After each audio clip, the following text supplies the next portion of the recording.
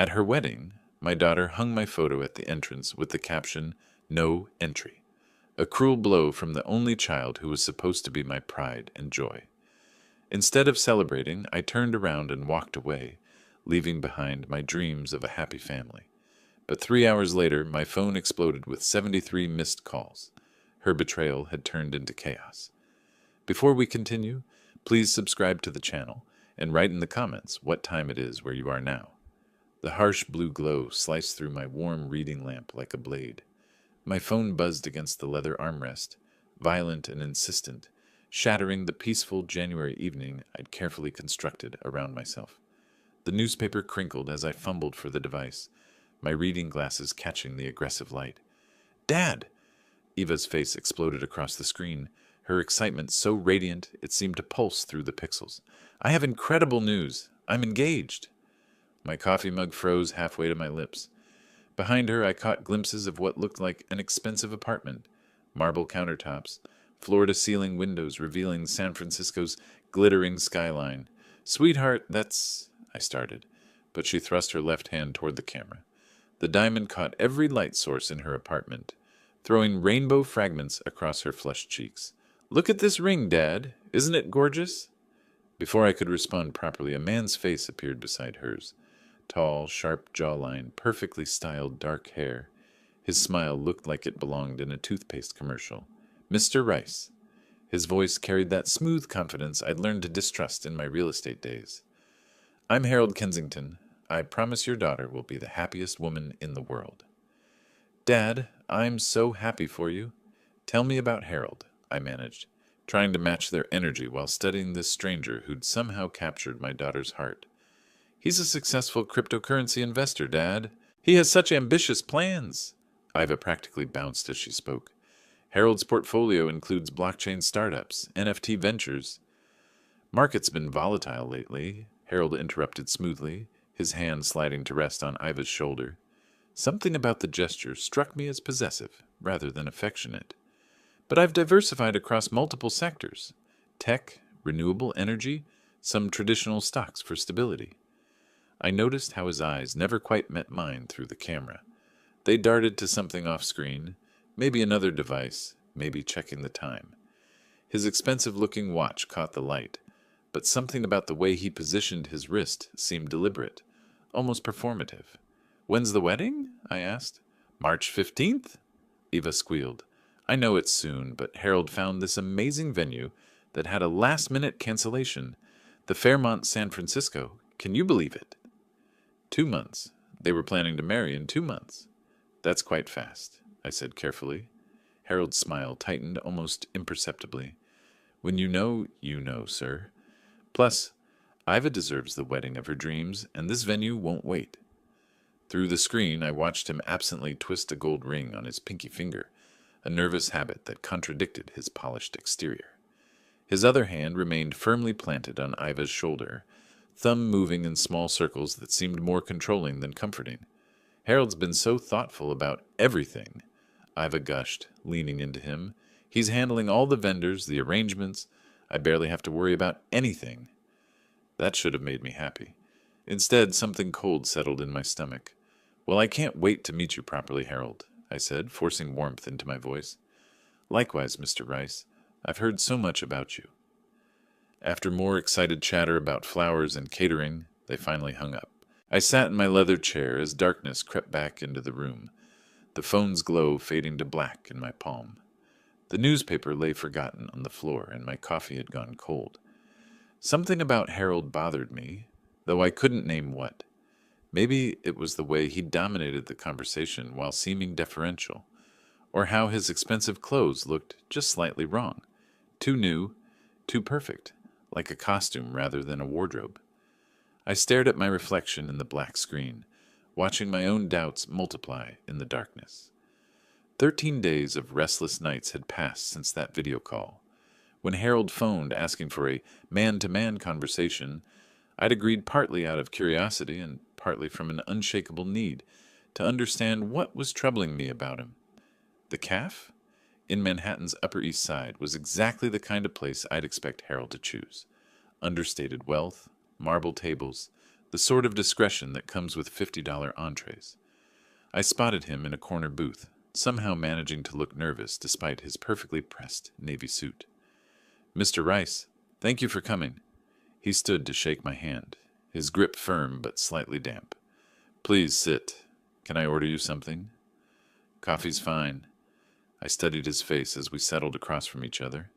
In person, the polished charm seemed more fragile, like expensive veneer over cheap wood. "How are the wedding preparations going?" I asked. "Wonderful, actually. That's part of why I wanted to speak with you." He fidgeted with his coffee cup, rotating it precisely 90 degrees.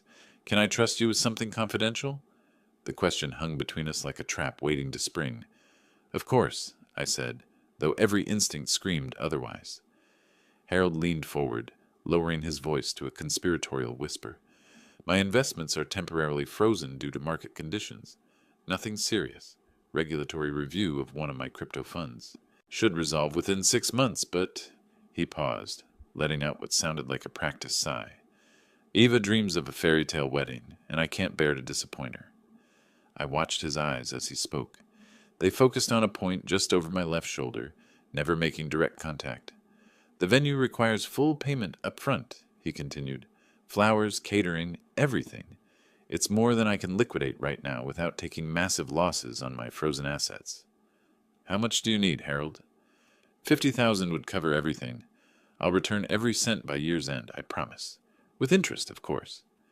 He reached into his jacket and pulled out what looked like official documents. "These show my portfolio value.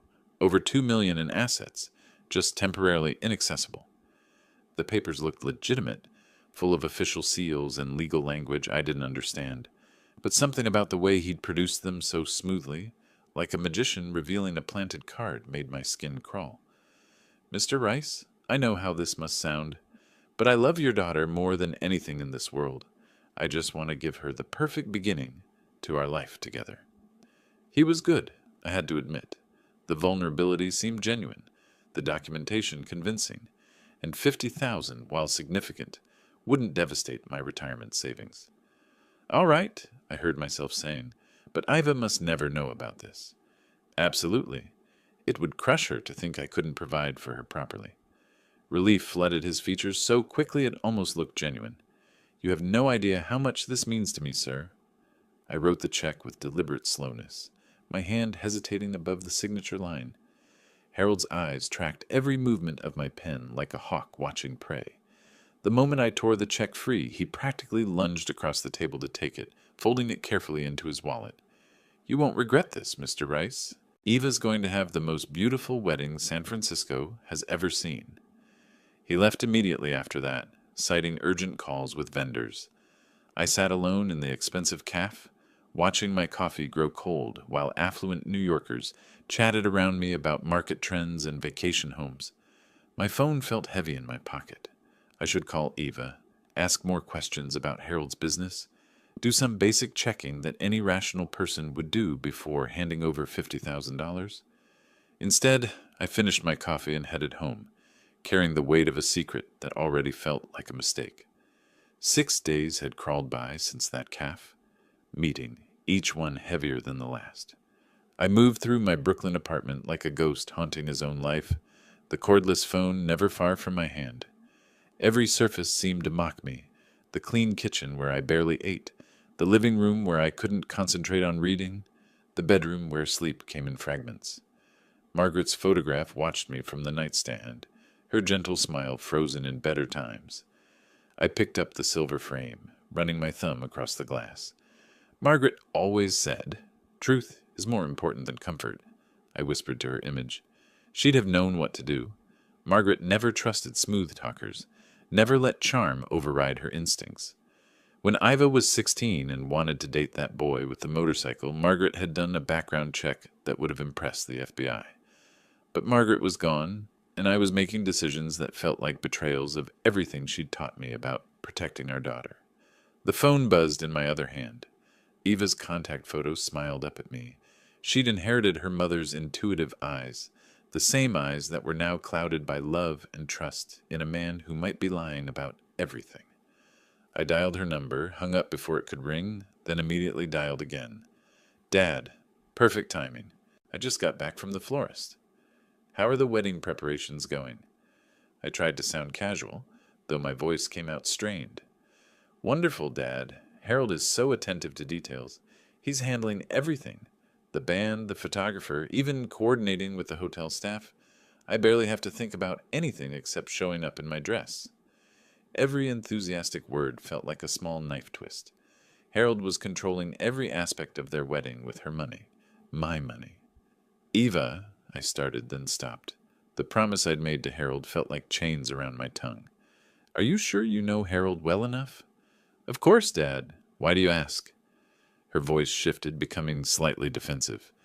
I could hear her moving around her apartment, probably arranging flowers or sorting through wedding magazines. Just parental worries. You've only known him a few months? 6 months, actually. And when you meet the right person, time doesn't matter the same way. She laughed, but it sounded forced. You taught me to trust my instincts, remember? Well, my instincts tell me Harold is perfect for me. Perfect. The word echoed in my mind like a warning bell. Nothing was perfect, especially not people who claimed to be. I'm sure you're right, sweetheart. I can't wait to dance with you at your wedding. After we hung up, I sat at my kitchen table and pulled out the leather journal Margaret had given me years ago. Most of the pages remained blank. I'd never been much for writing down thoughts. Tonight felt different. I needed to record this decision, this moment when I chose Harold's promise over my own protective instincts. February 9th, 2025. Gave Harold $50,000 for wedding expenses. Eva doesn't know. Something feels wrong, but I made a promise. Margaret would say I'm being a fool, but sometimes being a good father means trusting your daughter's choices, even when they scare you. I closed the journal and returned it to the drawer. Outside my window, Brooklyn hummed with evening life, couples walking home from dinner, families heading to late movies, the comfortable rhythm of ordinary people living ordinary lives. For the first time in decades, I envied them their simple problems. The wedding was 5 weeks away, 5 weeks for Harold to prove my suspicions wrong, or for me to discover just how badly I'd misjudged the man who wanted to marry my daughter. I turned off the kitchen light and headed to bed, carrying Margaret's photo with me. If I was making a mistake, at least I wouldn't make it alone. 3 days had passed since I'd written those words in Margaret's journal. Now I stood outside Le Bernardin, San Francisco's temple to French cuisine, watching through floor-to-ceiling windows as Harold and Iva laughed over champagne flutes. The morning flight from JFK had left me jet-lagged and hollow-eyed, but I'd managed to shower and put on my best suit, a navy Brooks Brothers that suddenly felt cheap under the restaurant's crystal chandeliers. Dad! Iva bounced toward me in a flowing emerald dress that probably cost more than my monthly mortgage. Her engagement ring caught every light in the room as she wrapped me in a hug that smelled like expensive perfume and happiness. Harold rose slowly from their corner table, his movements calculated and predatory. The suit he wore, charcoal wool with subtle pinstripes, looked like it belonged in a magazine spread. My $50,000 had been put to good use. Mr. Rice, so wonderful to see you again. His handshake lingered too long, his thumb pressing against my knuckles with unnecessary force. Please, sit. Harold gestured to the chair across from them, but somehow positioned himself so he commanded the best view of the dining room. I took the liberty of ordering wine, a Chassagne Montrachet that pairs beautifully with their seafood. Before I could respond, he was signaling the sommelier, launching into a detailed discussion about tannins and oak aging that left me feeling like a tourist in my own daughter's life. The menu changes seasonally, Harold continued, not bothering to hand me the leather-bound folder. But I recommend the John Dory, unless you prefer something more traditional. The word traditional dripped with condescension. Dad's actually quite adventurous, Iva said, reaching across to squeeze my hand. Remember when you tried that sushi place in Chinatown? Mr. Rice, do you still use a checkbook? How authentic. Harold's smile never wavered, but his eyes glittered with malice. I felt my jaw tighten. Sometimes the old ways work best. Of course, though I imagined keeping track of expenses must be challenging without digital banking. He leaned back in his chair, one arm draped possessively around Iva's shoulders. Eva, your father probably remembers when Bitcoin cost pennies, don't you, sir? Harold Maybe we should discuss something else. I tried to keep my voice level. Of course, sorry. I forget not everyone adapts so quickly to new realities. He turned to Iva with theatrical concern. Sweetheart, should we explain cryptocurrency basics? Or would that be overwhelming? Eva giggled, actually giggled, like I was some doddering grandfather who needed protection from modern concepts. The waiter appeared with our first course, an elaborate arrangement of scallops that Harold dissected with surgical precision while explaining market volatility to Iva. Every few minutes he'd toss me a bone. You might find this interesting, Mr. Rice, before diving back into jargon designed to exclude me. Harold, you're so smart. Eva gazed at him with pure adoration. Dad, you're lucky to have such a son-in-law. When the check arrived, Harold made a grand show of producing a black American Express card, waving away my attempt to contribute with magnanimous dismissal. Please, Mr. Rice, this is my treat, after all. His eyes met mine with calculated cruelty. I can certainly afford it. Outside, I climbed into a taxi while Harold helped Iva into his Tesla. Through the rear window, I watched him kiss her forehead with tender possessiveness, his laughter carrying across the evening air like a victory song. My fists clenched in my lap as the city lights blurred past. Something was very, very wrong with Harold Kensington. Sleep was impossible. I lay in my generic hotel bed until 11:30, replaying every smirk, every calculated insult, every moment Harold had made me feel small in front of my own daughter. Finally, I gave up and moved to the cramped desk, still wearing my wrinkled dinner shirt and loosened tie. The hotel's Wi-Fi password was taped to the lamp base. I opened my laptop and stared at the search bar, unsure where to begin. Harold Kensington, I typed. The first page showed LinkedIn profiles and some tech blog mentions, all consistent with his story. Too consistent. I scrolled deeper, adding San Francisco to narrow results. Page 3 yielded something different. A business registration for Kensington Digital Ventures, filed just 6 months ago. The address was a UPS store. I tried Harold Kensington fraud. The screen flickered, then filled with court documents. Los Angeles County Superior Court. Case number CV 2024-7891. Harold James Kensington, defendant in a civil lawsuit for misappropriation of funds, identity theft, and investment fraud. Court case in Los Angeles. Investment fraud, I whispered to the empty room. My hands trembled as I clicked through pages of legal documents. The plaintiff was a woman named Rebecca Martinez, age 31, who'd given Harold $180,000 for what she believed were cryptocurrency investments. The photo showed a pretty brunette with trusting eyes that looked remarkably like Eva's. I searched Harold Kensington Los Angeles victims. More cases emerged. Sarah Chen, $95,000. Jennifer Walsh, $240,000. Always the same pattern. Young, successful women. Always the same promises of investment opportunities. Always the same devastating losses. Harold Kensington accused of misappropriating $200,000. I read aloud from a news article, my voice cracking. But it was the photo gallery that made my blood freeze. Harold with Rebecca at what looked like an engagement party.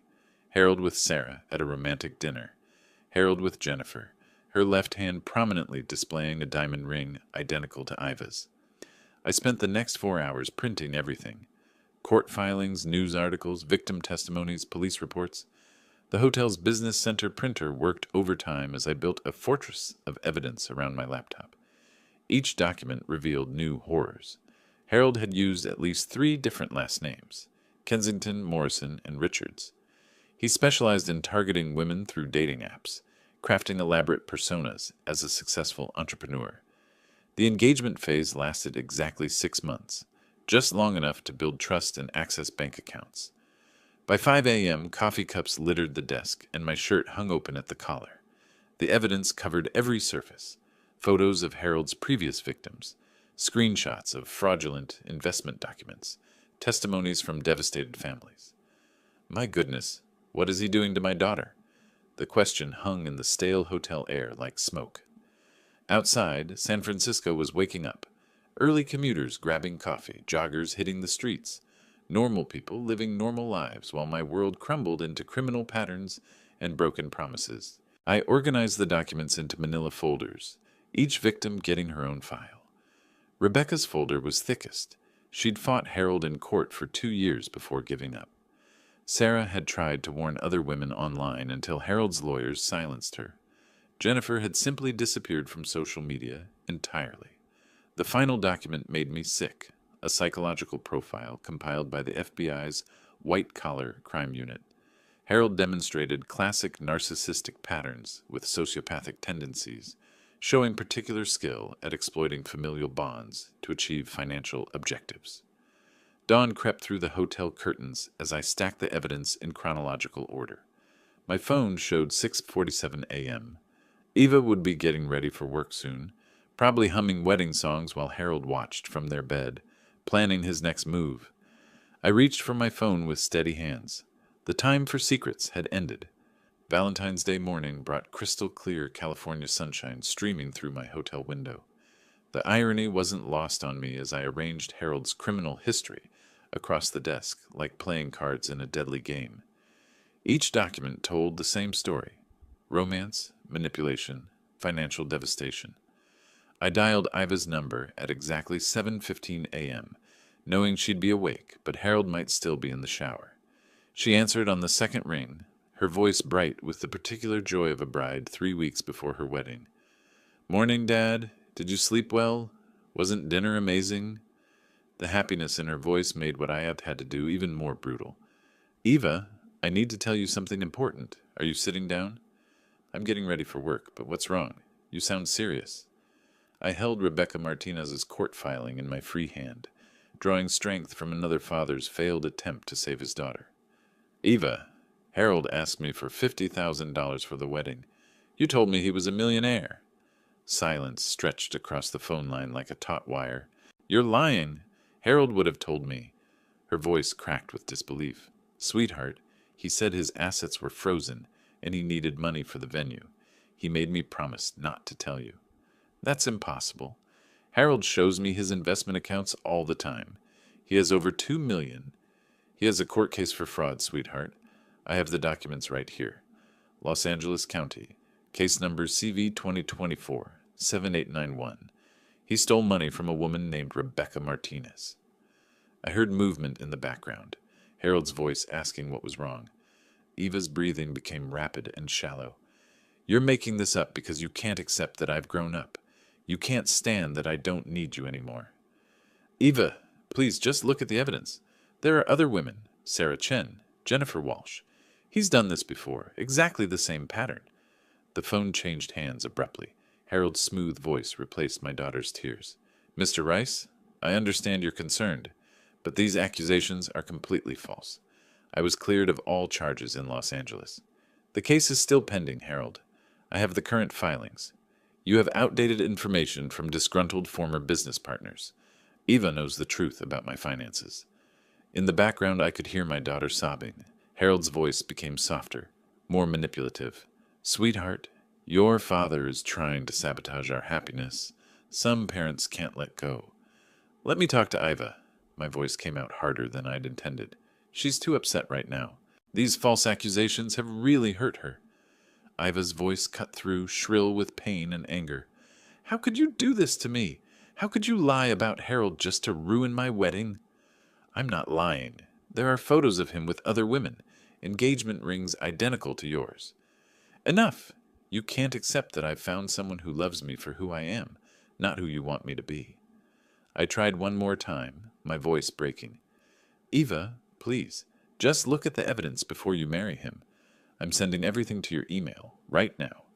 Don't come to my wedding. I'm serious. You've chosen to believe lies over your own daughter's happiness." The line went dead. I sat staring at my phone screen, the evidence scattered around me like the remains of a relationship 28 years in the making. Through the hotel window, couples walked hand in hand toward Valentine's Day brunches, oblivious to the war being fought in room 412. The email I'd promised to send remained unsent, my finger hovering over the keyboard. Harold had won this round, turning my protection into persecution, my love into control. But fathers don't give up easily. 1 month had crawled by since that Valentine's Day phone call.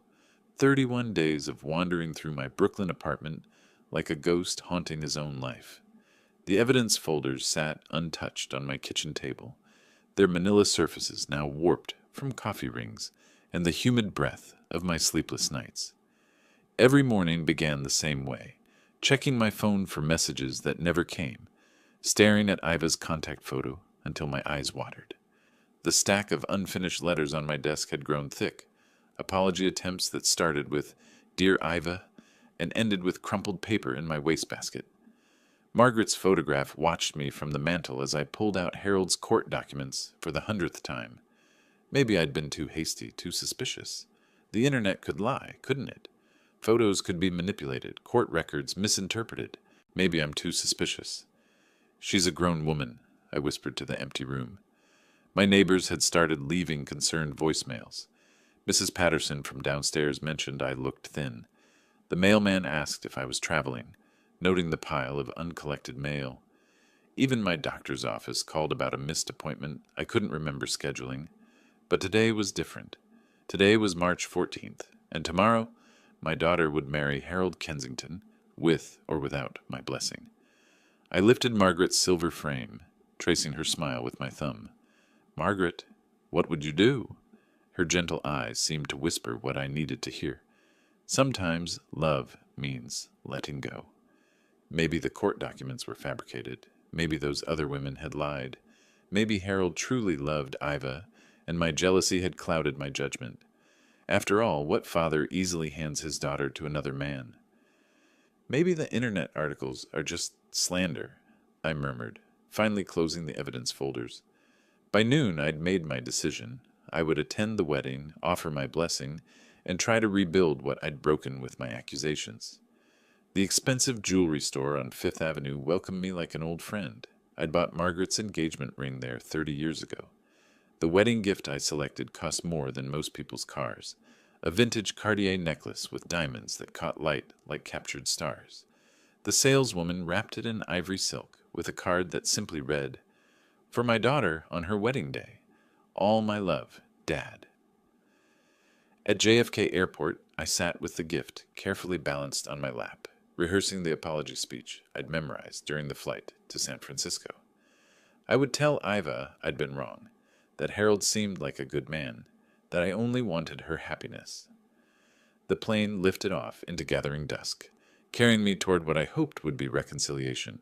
Below, New York's lights faded like dying embers, and I closed my eyes, imagining tomorrow's wedding as a new beginning rather than an ending. Maybe fathers could learn to trust their daughters' choices, even when those choices terrified them.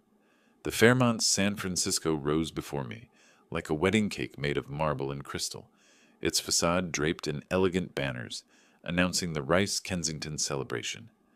I stepped from the taxi, clutching Iva's gift, my heart hammering against my ribs as I adjusted my best navy suit, the same one I'd worn to walk her down the aisle at her college graduation. Wedding guests flowed through the hotel's entrance in streams of silk and laughter, their voices mixing with the gentle sound of a string quartet warming up somewhere inside.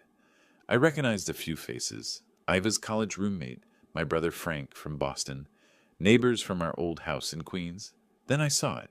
My own face stared back at me from an ornate easel beside the entrance doors, blown up to poster size in professional black and white.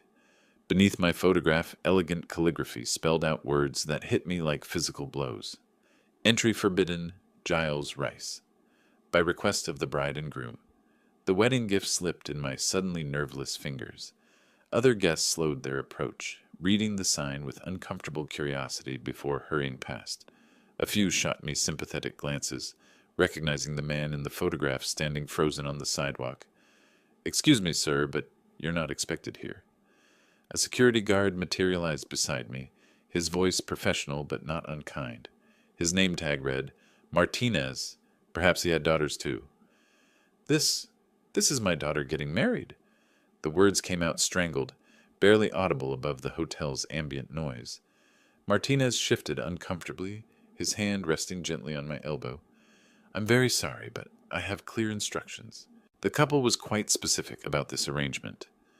Through the glass doors, I could see the reception hall being prepared, white roses cascading from crystal stands, tables set with china that probably cost more than my monthly rent, my $50,000 at work, creating beauty I was forbidden to witness. Other guests continued flowing around us like water around stones, their conversations dropping to whispers as they passed the photograph of the banished father. Some looked genuinely shocked. These were people who'd known me for years, who'd attended Iva's birthday parties and graduation celebrations. I set the Cartier box carefully beside my own photograph, the ivory silk wrapping bright against the hotel's polished marble. The diamonds inside would catch the light beautifully on Iva's throat whenever she chose to open it. Now I understand, Harold. Now I understand everything. Martinez stepped back slightly, perhaps hearing something dangerous in my voice. But I wasn't angry anymore. Anger was too small for what I felt. This wasn't just rejection, it was calculated humiliation, designed to strip away every shred of dignity I might have salvaged from our relationship. Harold hadn't simply won Iva. He'd made sure I would be publicly marked as the father too toxic to attend his own daughter's wedding.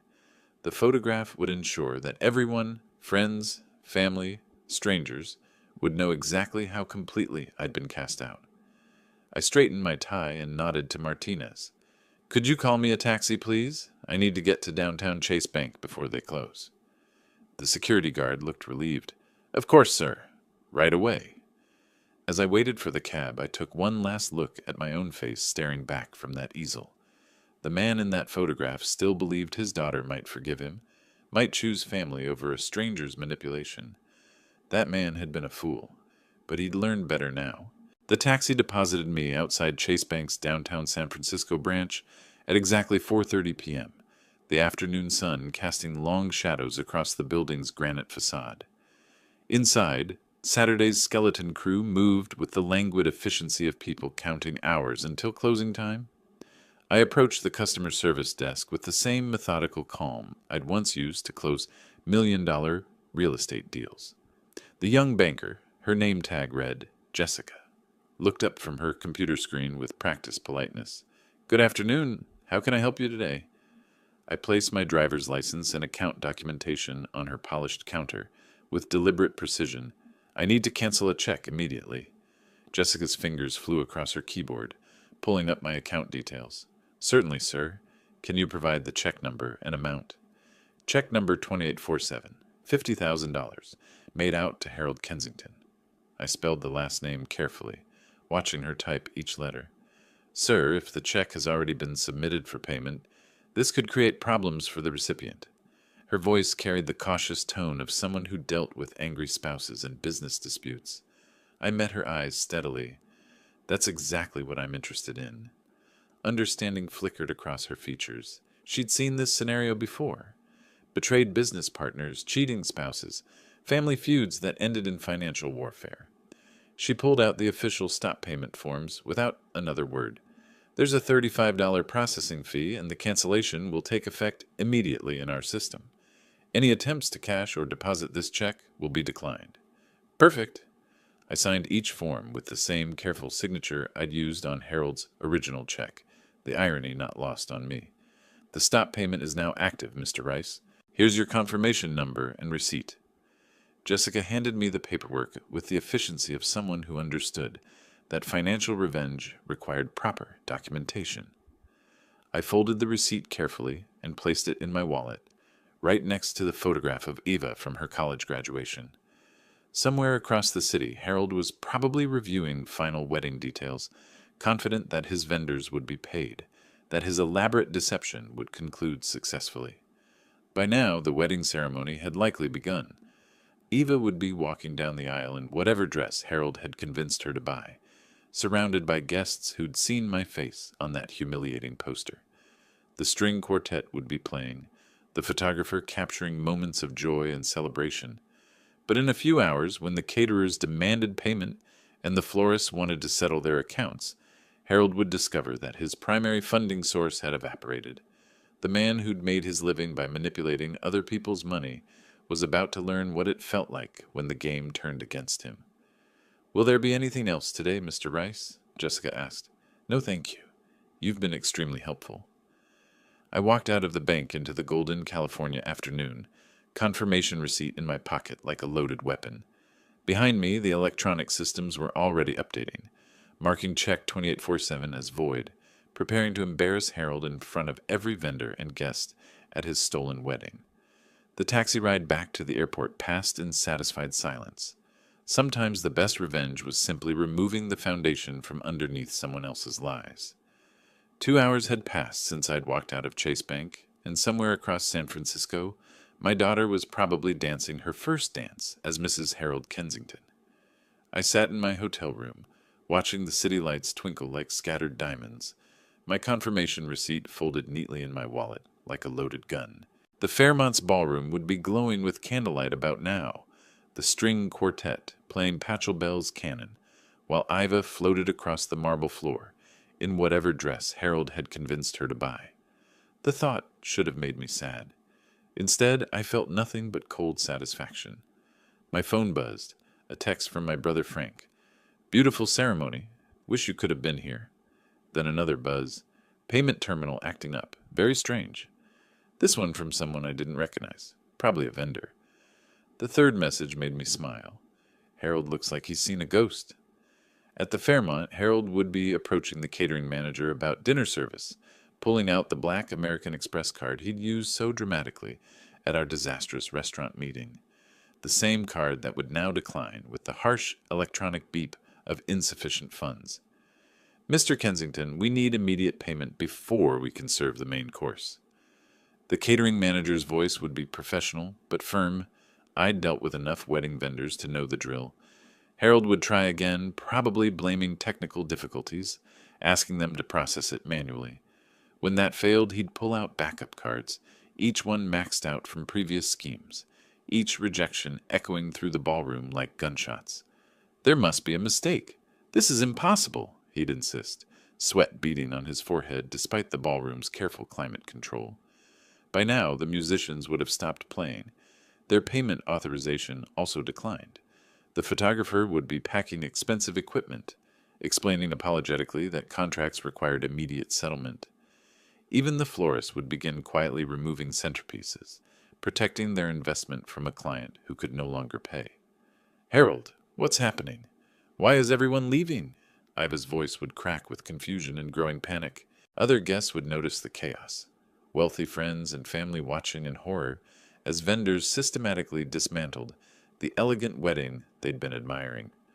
Social media posts would shift from congratulatory photos to uncomfortable documentation of a very public financial meltdown.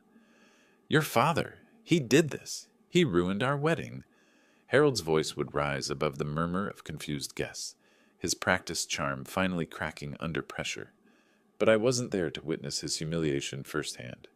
I was 3,000 miles away, room service coffee growing cold on my nightstand, watching my phone light up with increasingly frantic calls from a number I recognized as Harold's. Call after call after call, each one more desperate than the last. I let them all go to voicemail. 73 missed calls. I counted them twice, watching the red notification badge grow larger with each desperate attempt. Harold's number dominated the list, but now Iva's contact photo appeared between his calls, my daughter's bright smile flickering across the screen like a distress signal. The voicemails told the story I'd orchestrated but couldn't witness firsthand. Harold's first message, recorded at 7:15 p.m., still carried traces of his practiced confidence. "Mr. Rice, there seems to be a technical issue with the banking systems. If you could call back." By message 15, the mask was slipping. "Sir, I need you to contact the bank immediately. This is extremely urgent." Message 37 revealed panic. "Please, Mr. Rice, the wedding is falling apart. There's been some terrible mistake." I poured myself a scotch from the hotel's minibar and settled into the leather armchair by the window. Manhattan's lights sparkled below, while across the country Harold's carefully constructed world crumbled in real time. The messages grew increasingly desperate. Background noise revealed the chaos, vendors arguing, guests murmuring, the hollow echo of a ballroom being systematically stripped of its magic. Harold's voice cracked as he begged, threatened, and finally confessed. "I know what you think happened, but I can explain everything. The money, yes, I needed help, but I was going to pay you back. Please, your daughter is crying." Message 68 changed everything. Instead of Harold's frantic pleading, I heard Iva's voice, broken and small. "Dad, please come back. Harold confessed everything." I set down my scotch and stared at the phone. This was the moment I'd been waiting for, but hearing my daughter's tears made my chest tight with pain I hadn't expected. The 74th call came at 9:43 p.m. This time I answered. "Dad?" Eva's voice was barely a whisper. "Everything? What exactly did he tell you?" "About the money, about his debts, about the other women." Each word came out like broken glass. "You were right about everything. The court cases, the lies, all of it." Through the phone, I could hear Harold in the background, his voice high and desperate. "She doesn't understand. I love her. The money doesn't matter." "I'll return to San Francisco," I said carefully, "but I won't pay for anything. After everything that happened, the photo, the humiliation, I won't be writing any more checks." "Understood, Dad. Just please be here. I need you." "Pack your things, sweetheart. We'll figure out the rest tomorrow." After I hung up, I booked the red-eye flight back to California. Outside my window, New York slept peacefully, unaware that 3,000 miles away, justice had finally found Harold Kensington. Sometimes the best revenge was simply letting someone reveal their true nature when the pressure became too much to bear. 3 months later, summer heat shimmered off Brooklyn's sidewalks, as I heard familiar footsteps climbing the stairs to my apartment. Through the peephole, I saw Iva standing in the hallway with 2 worn suitcases, her face gaunt but determined, looking more like my daughter than she had in over a year. I opened the door before she could knock. "Dad, forgive me. You were right about everything." The words tumbled out as she collapsed into my arms, the same way she had when she was 7 and fell off her bicycle. "Sweetheart, you're my daughter. We'll get through this together." I guided her to the couch, the same leather furniture where this nightmare had begun with that January video call. How different everything looked now. The evidence folders were gone, filed away with the FBI, but Margaret's photograph still watched over us from the mantel. "He took almost everything. My house, savings, even my grandmother's jewelry." Iva's voice shook with exhaustion and shame. "After the wedding fell apart, he became desperate.